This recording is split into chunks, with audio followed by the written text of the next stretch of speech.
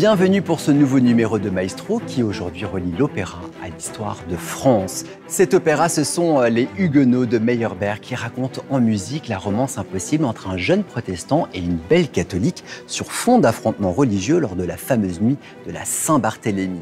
Et si je vous retrouve dans ce grand escalier de l'Opéra Garnier richement décoré, c'est qu'il correspond en quelque sorte au raffinement déployé dans les Huguenots, puisque ce grand opéra comporte des décors et costumes riches et fastueux, de grands airs lyriques, des duos intimes, des ballets, des chœurs et des effets de scène spectaculaires.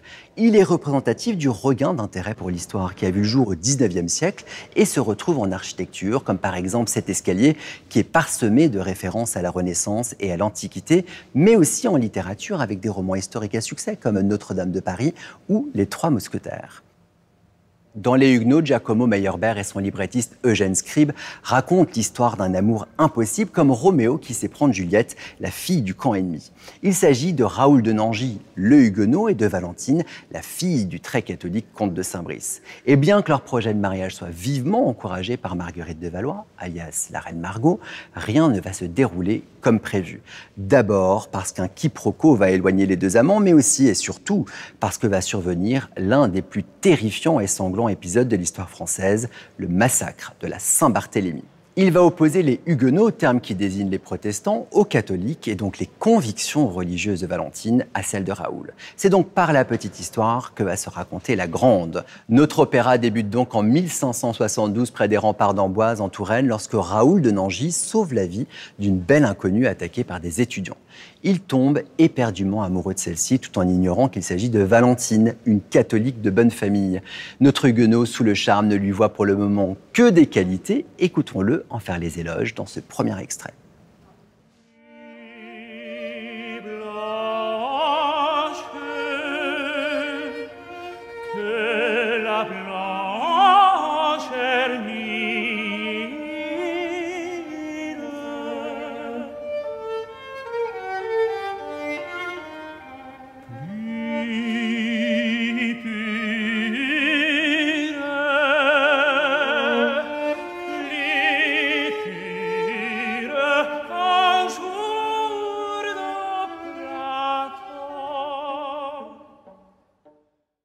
Alors Valentine est catholique, mais elle est également la dame d'honneur de la célèbre reine Margot. Bien que la reine soit favorable au rapprochement des deux communautés religieuses par ce mariage entre Raoul le Huguenot et Valentine la catholique, Raoul finit par renoncer à cette union.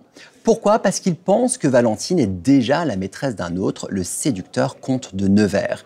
Et c'est vrai, Valentine était bien promise à celui-ci, mais le soir où Raoul l'a sauvée, elle était venue annoncer à Nevers la rupture de leurs fiançailles.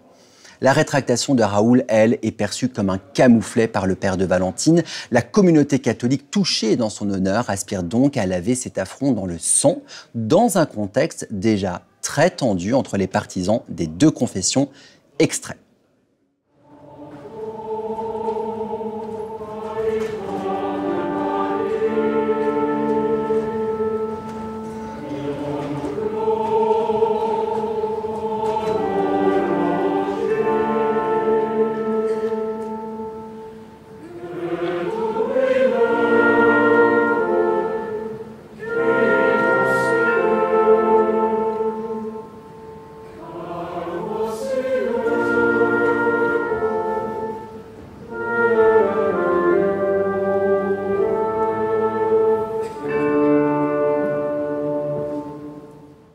Raoul finit par découvrir que Valentine était venue annoncer sa rupture à Nevers le soir de leur première rencontre à Amboise.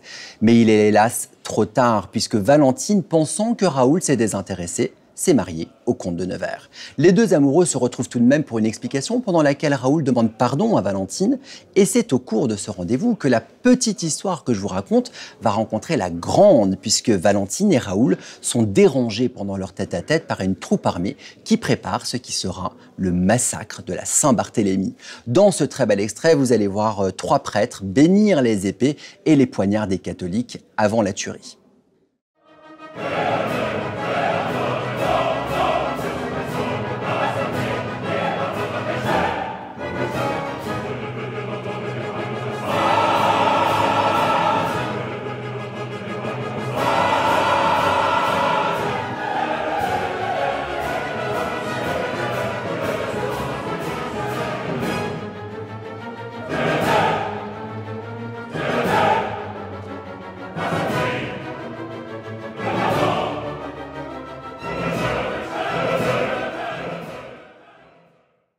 Alors que le tocsin sonne le début du massacre, Raoul veut prévenir ses amis protestants, mais Valentine, terrorisée à l'idée de le perdre, tente de le retenir en lui avouant son amour lors de cet émouvant duo. Tu l'as dit, tu l'as dit.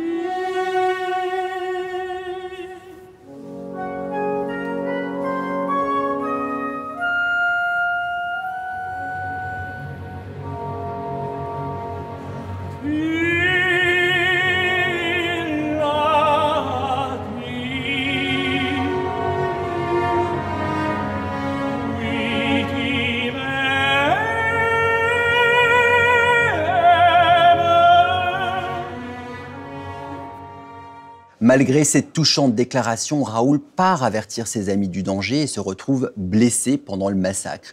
Il trouve alors refuge dans un cloître où Valentine le rejoint. Elle apprend que son mari Nevers est tué lui aussi et veuve. Elle décide de se convertir au protestantisme pour épouser Raoul. S'apprêtant à s'unir sur le champ, des catholiques menés par le père de Valentine font irruption et blessent Valentine et Raoul. Le comte de Saint-Brice réalise qu'il a fait assassiner sa propre fille. Extrait.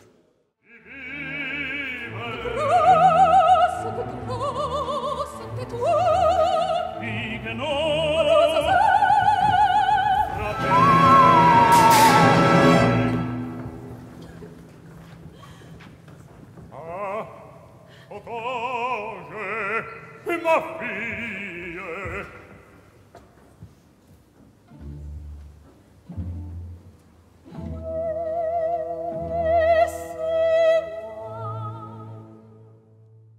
C'est donc dans les larmes et le sang que s'achèvent les Huguenots de Meyerbeer. Alors si celui-ci a mis 4 ans à monter son œuvre, après de grands moments de découragement qui l'ont même conduit à rembourser les avances qu'il avait reçues de l'opéra, à l'arrivée, le succès des Huguenots a été immédiat. Il faut dire que c'est une création qui symbolise l'émergence d'un genre nouveau, le grand opéra, initié par Louis Véron, qui avait été nommé par le roi Louis-Philippe à la tête de l'Opéra de Paris en 1831.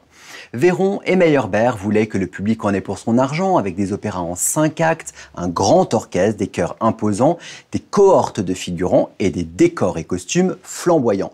C'est pour ça que je vous retrouve ici dans l'atelier de couture de l'Opéra Garnier pour clore ce nouveau numéro dédié aux Huguenots, avec ses beaux airs émouvants, ses personnages attachants, son intrigue sentimentale qui s'enchevêtre avec la grande histoire sur fond de divergence de communautés religieuses. À très bientôt pour un nouveau numéro de Maestro.